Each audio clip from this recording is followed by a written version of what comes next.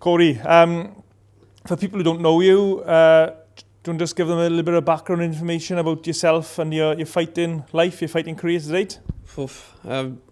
Not really much of a fighting career, I suppose. No, I've had a few unlicensed fights for Welsh Combat Series. Done 1 or 2 for semi-pro H460 gloved boxing. Currently a Welsh champion for Welsh Combat. But other than that, I didn't have no experience. I was just drawn to the violence. So what was your sporting background if you got one? Were you a football player, rugby player? A rugby player from young age. Like, I've always played rugby. Played for Welsh boys when I was young. Played for a rugby league for a Bulls side. So I haven't done too bad with rugby. You know, played for a few clubs in the valley. Got all the socks and all the shorts. Yeah, boxing started to tweak my interest a little bit more in rugby. So what level were you playing rugby at, just out of interest?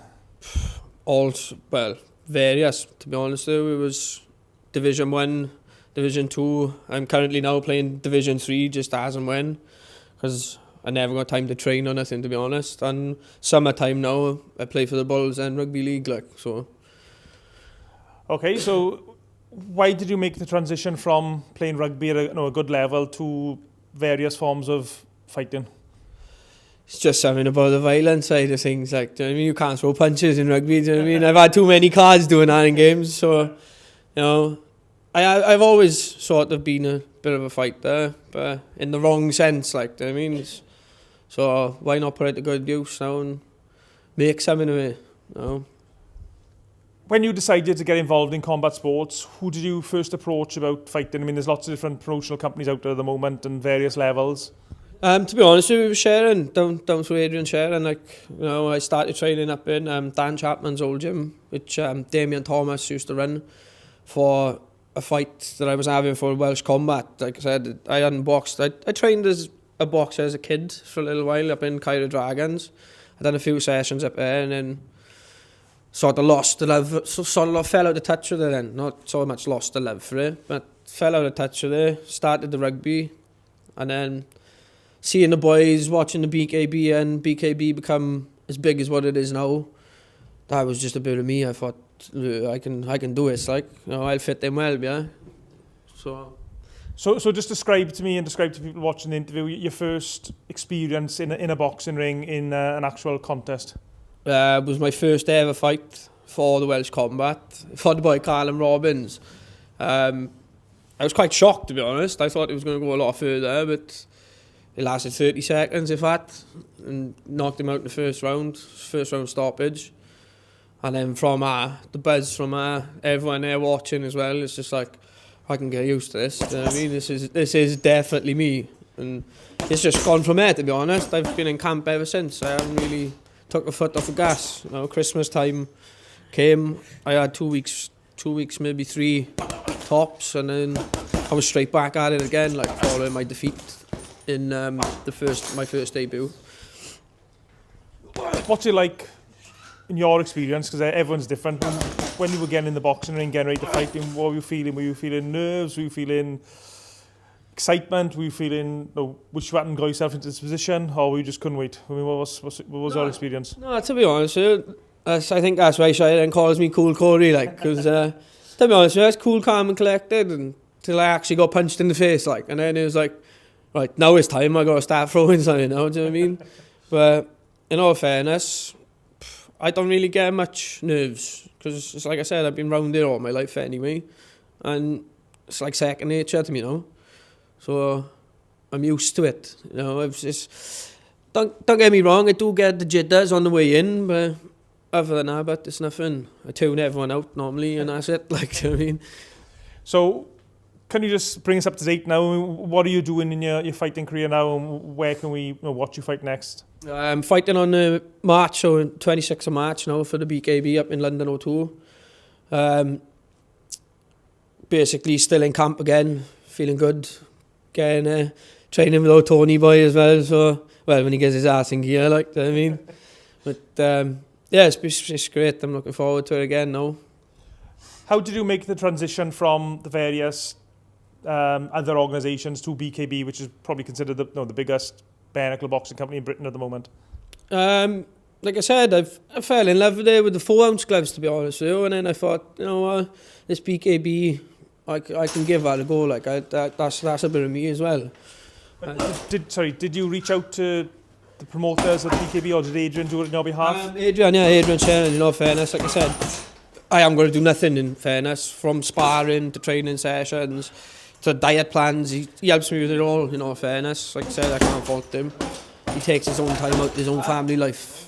You know, I'm like a second kid then, basically, you know what I mean? But he's taking me everywhere, all over the country, sparring, training. You know, I can't fault it. He's obviously spoke to them for me, like, on my behalf.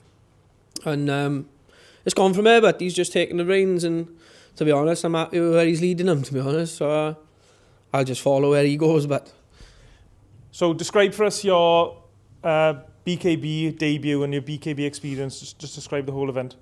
It was great, buzzing. You know, like I said, that jitter on the way in, it's like everyone's there watching me, my family and that, yeah. And then I take the first punch, and it's like, yeah, this is me. You know, I enjoyed the punches. I know it sounds a bit insane to say, but I enjoyed them up until the point he closed my eyes. Like, you know, I thought I was winning the fight up until then. You know, I put constant pressure on him. I did back off in the second, but I've started to right them wrongs now. You know, it's not a loss for me. It's a lesson. It's more. It's like, I've never declared myself a boxer. It's all still a learning curve for me. So I'm happy in win or lose. You know, it's a lesson for me, and it's from where I come from in my past. It's a hell of a difference, like, do you know what I mean? So I'm proving to my kids and myself that I can do whatever I want to do as long as I put my time and dedication to it, like. So I presume you're going to carry on in the bare knuckle boxing. I mean, what sort of level do you want to get to?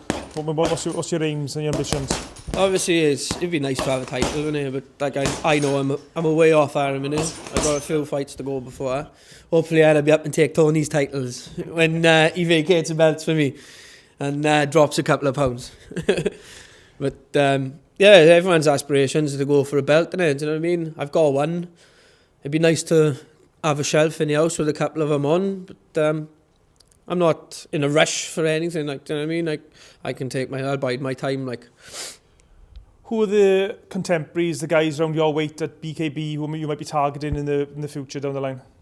Anyone and anyone, but it makes no difference to me, you know. The more experience I get going in and out that ring is the better, you know. The higher the level, the higher I improve, like, do you know what I mean? So for me, it's not so much anyone I'm looking for, because my division now is stacked with some cracking fighters, like, you know, and it'd be an honour to get in there with any of them, because obviously some of them are a lot more experienced in the sport than me. You know, they've done their rounds, they've done their time, and they've earned their stripes, like. So just leading up to any of them big names would be great for me. And I know you've already touched on it. What's it like training here with Adrian Sharon and obviously Tony Lafferty, guys like that? Like I said, it's amazing, but it's a constant laugh. The morale in the gym is different. It's not like go get screamed, shouted at. It's like a little family here, like, do you know what I mean? Everyone's there to look after everyone. It's like if someone's picking up the slack in the gym, it's come on, tap him on the ass, and we're all in together, like, do you know what I mean? It's you don't get that feeling anywhere else. Like like I said, I played club rugby now everywhere over the years, and in the boxing gym, the morale is just completely different. It's like everyone's there to see you succeed. No one wants to see you fail, and to me, that's more of a. Well, it's hard to explain. It's more of a family-friendly feeling, then. Do you know what I mean? And finally, mate, can you just tell us what your fans can expect from you in the next, say, 12 months or so? Oh, I'm hitting it hard, regardless. I'll take as many fights as I can get. Do you know what I mean? So keep the cash saved up, because we're gonna have a few trips away, I think. But yeah, just looking forward to what's to come now. Okay, mate. Good to speak to you, and good luck for the future. Yeah.